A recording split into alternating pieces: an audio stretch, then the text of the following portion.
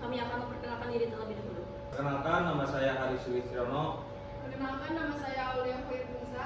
Perkenalkan, nama saya Sukmawati Atama Putri. Perkenalkan, nama saya Imas Nurjana. Perkenalkan, nama saya Hajandi. Perkenalkan, nama saya Dinar Agnia. Nama saya Desi Kurniasari. Nama saya Dila. Dan saya Alfian Rahman.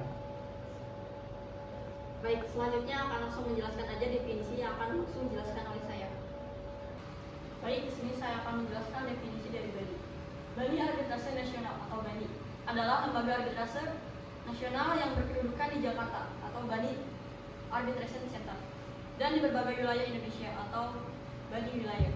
BANI bukanlah lembaga pemutus sengketa, tetapi merupakan lembaga independen yang mengadministrasikan proses penyelesaian sengketa melalui arbitrase oleh majelis arbitrase berdasarkan ketentuan peraturan dan prosedur arbitrase. Dalam menjalankan fungsinya untuk mengadministrasikan proses arbitrase atau BANI ini didukung oleh sekretariat di bawah petunjuk dan arahan Dewan Pengurus BANI. Sekretariat bertanggung jawab atas semua proses arbitrasi, termasuk namun tidak terbatas pada pendaftaran, permohonan arbitrase, dan hal-hal administrasi lainnya. Dalam penyelenggaraan arbitrase, Ketua BANI memiliki kewenangan untuk mengambil setiap keputusan administrasi atas nama BANI sehubungan dengan proses penyelenggaraan perkara arbitrase di BANI sesuai dengan ketentuan yang diatur dalam peraturan dan prosedur arbitrase BANI. Dalam suatu sengketa diajukan melalui BANI wilayah, maka Ketua BANI wilayah memiliki kewenangan yang sama dengan Ketua BANI sehubungan dengan penyelenggaraan proses arbitrase di wilayah tersebut. Baik, selanjutnya ada sejarah BANI.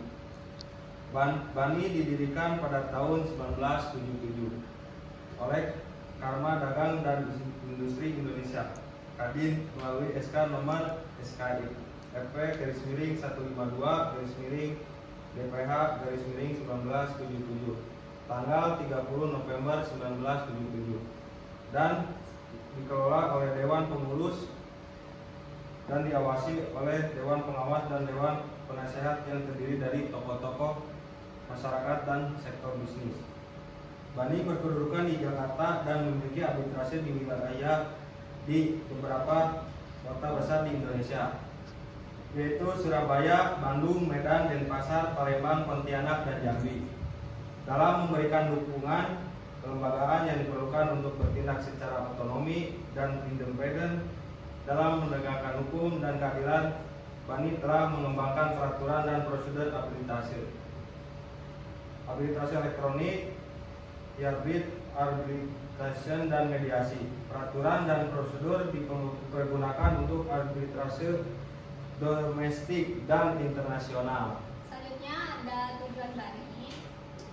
Yang pertama ada dalam rangka turut serta dalam upaya penegakan hukum secara otonomi dan independen di Indonesia, menyelenggarakan penyelesaian sengketa atau beda pendapat melalui arbitrase dan bentuk-bentuk alternatif penyelesaian sengketa lainnya di bidang perdagangan, termasuk korporasi, konstruksi, asuransi, industri keuangan, fabrikasi, hak kekayaan intelektual, lisensi, franchise, minyak, gas bumi, dan sumber daya alam lainnya, pelayanan maritim, telekomunikasi, dan lain-lain dalam lingkup peraturan perundang-undangan dan kebiasaan internasional. Yang kedua, menyediakan jasa-jasa bagi penyelenggaraan penyelesaian sengketa melalui arbitrase atau bentuk-bentuk alternatif penyelesaian sengketa lainnya, seperti negosiasi, mediasi, konsiliasi, dan pemberian pendapat yang mengikat sesuai dengan peraturan prosedur BANI atau peraturan prosedur lainnya yang disepakati oleh para pihak yang berkepentingan. Lalu yang ketiga ada menyelenggarakan pengkajian dan riset serta program-program pelatihan atau pendidikan mengenai arbitrase dan alternatif penyelesaian sengketa. Selanjutnya ada para arbiter, yang dimana di dalam BANI ini terdapat arbiter Indonesia dan arbiter asing. Arbiter Indonesia yang pertama ada Insinyur Haryanto Sunija, MSc, PhD, FCBA, RB. Yang kedua ada Profesor Dr. Todung Mulya Lubis, SH, LLM. Yang ketiga ada Dr. Anangga W. Rosdiono, SH, LLM, FCBA, RB, FII, ARB. Yang keempat ada Profesor Dr. Haji Muhammad Saleh, SH, MH, FCBA, RB. Yang selanjutnya yang kelima ada Dr. Insinyur Haji Agus Gunuraya Kartasasmita, MSc, MT, MH. Yang selanjutnya ada dari arbiter asing. Yang pertama ada Albert Jan van den Berg. Yang kedua ada Cecil Abraham. Yang ketiga ada Colin D.C. Tong Ki-che. Yang keempat ada Dato Jude P. Beni. Yang kelima ada Jacques Koko.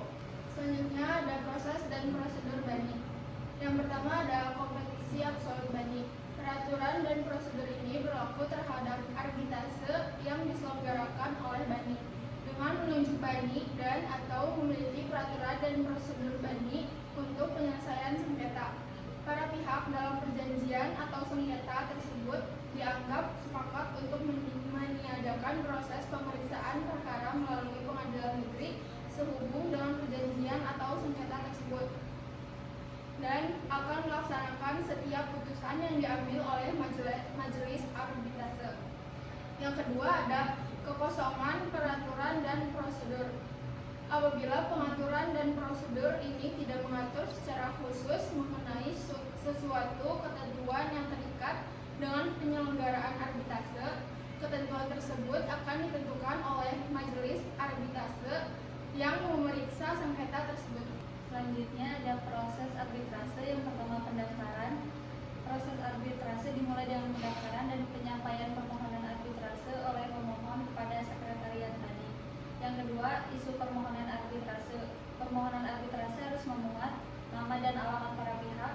Selanjutnya keterangan tentang fakta-fakta dan dasar hukum permohonan arbitrase. Selanjutnya rincian permasalahan dan tuntutan atau nilai tuntutan yang dimintakan. Yang ketiga, dokumen yang relevan. Pada permohonan tersebut harus dilampirkan salinan perjanjian bersangkutan yang memuat klausul arbitrase atau perjanjian arbitrase dan dapat pula melampirkan dokumen-dokumen lainnya yang oleh pemohon dianggap relevan. Yang keempat, penunjukan arbiter. Pemohon dapat menunjuk seorang arbiter paling lambat 14 hari terhitung sejak permohonan arbitrase didaftarkan di sekretariat BANI atau menyerahkan penunjukan tersebut kepada ketua BANI. Apabila dalam batas waktu tersebut pemohon tidak menunjuk seorang arbiter, maka penunjukan arbiter mutlak telah diserahkan kepada ketua BANI. Selanjutnya, ketua BANI berwenang atau permohonan pemohon apabila disertai dengan alasan-alasan yang sah memperpanjang waktu penunjukan arbiter oleh pemohon dengan ketentuan bahwa perpanjangan waktu tersebut tidak boleh melebihi 14 hari. Baik, selanjutnya ada biaya pendaftaran.